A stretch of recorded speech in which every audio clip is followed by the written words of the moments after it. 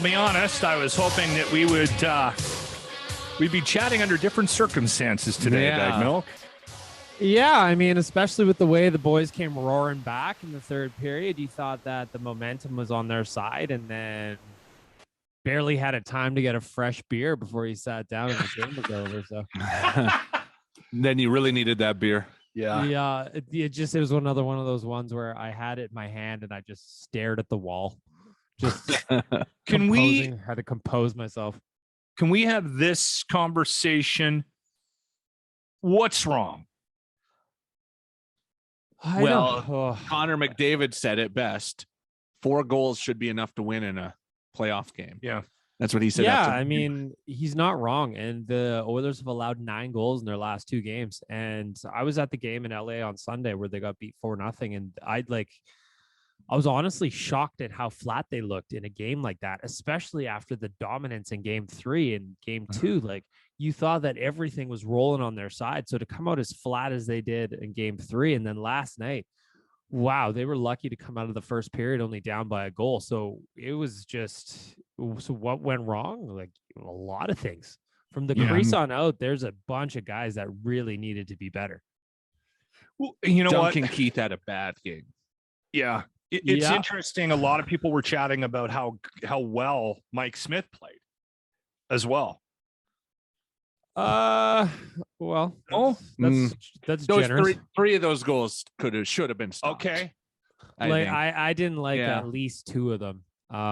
Especially not just because they went in, but at the time they went in, like as an example, when Cassian scored to tie it up 1-1, I should say, the goal immediately following that absolutely had to be stopped. The Danault goal from the side of the net, that had to be stopped. Like, it was just, I just think I'm not going to single out one guy because I think that it's unfair, especially considering how the whole team played last night. But from the crease on out, the boys really need to look in the mirror if they've got a chance to bring this back to Edmonton for a 7th game. Well, and one guy we can single out is they just announced Darnell Nurse is going to have a hearing with the NHL about his headbutt. So that was awful. I feel like he's probably not going to be playing tomorrow night. Yeah. I saw that and I was just like, oh boy, those are generally frowned upon. So let's just, all I could think about was, as the game went to OT, just try and win this one. We'll deal with that tomorrow. And then we got the worst of both worlds. So that's a huge loss. They need Nurse. They need Nurse. And that was a bad decision by a player they absolutely need. And fingers crossed. He does that, right? Like, he makes like aggressive, stupid moves he doesn't need to make. It's not all the time, but occasionally it's just like, that's too much, buddy. Right? Fingers crossed they max out the fine and it's like $5,000, but that is very, very wishful hoping on my part. I think, like, in the regular season, Baggedmilk, I can see that being for him, because he's had a couple, hasn't he? He's had a couple of hearings. I don't really remember. Wasn't there a cross check in the face or something? Why am I thinking? Anyway, somebody's going to be mad at me driving in, yelling at the radio. Yeah. I think just from what I saw, that looks like a 2-gamer, 3-gamer suspension. I mean, I wouldn't argue with that. I hope it's 1 at most. I hope it's the fine. But again, I'm completely biased here. I'm hoping that there's some kind of like, hey, it's the playoffs, things got weird, but I'm not expecting much, if I'm being honest. He was suspended in 2016, 3 games. He got into it with one of the Sharks, but that's all I can really find. Okay. Yeah. This isn't a new thing for him, right?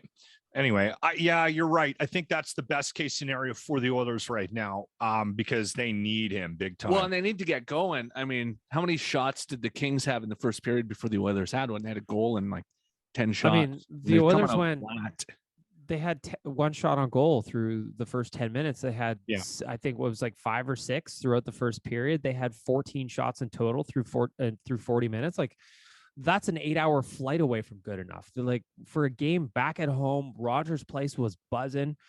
Like, they needed more than that. I'm stunned that they've come out that flat in 2 straight games. And then honestly, I gotta say, Jay Woodcroft made some really odd choices as well. Like starting Duncan Keith and Brett Kulak and OT. Those 2 hadn't even played together. It was a very weird choice by him there. And like bench goalie, defense, forwards, everybody needs to be better because that was not great. That was a tough. They're just not moving. Like they're not getting going, right? Like that's kind of what I've noticed. And and you're right. It's the whole team. It's all. I think Draisaitl mentioned that in the press conference. He said, "Yeah, this is on us. We got to get our legs going. We got to." It might be a nerves thing. Like that was obvious in the first game that they lost to Los Angeles here in Edmonton when the tournament started, when the best of 7 started. But this team for me, and again, I know I'm a bit of a homer here, obviously, and you want to see them make it to the next round.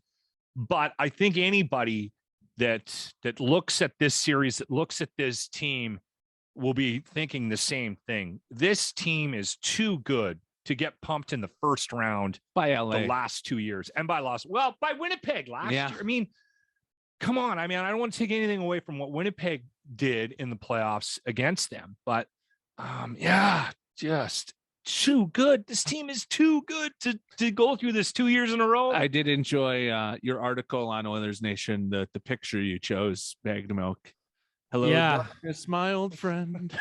It's kind of the theme song right now. It hurt. That one hurt, boys. I mean, here's the thing, though. The Oilers have won 2 games in a row many, many times this season. They've done it many times under Jay Woodcroft. So while this is disappointing, the series isn't over. The job's not done. Yeah. And they have to think that way. They can't think that this is over. And no matter what happens with Darnell Nurse, they can't take on this defeatist attitude like this is over. They have to go back to LA and do exactly what they did on Friday night. They have to show them who the better team is in this series, because right now they're not playing like it. We've seen that they can do it. I mean, I was at games 2 and 3 where they absolutely pumped the Kings.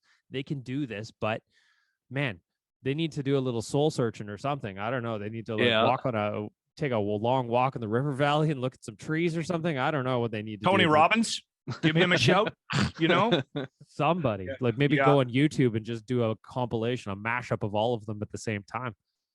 Well, we will keep our fingers crossed for a game 7. That's what we all have to hope for here in Edmonton.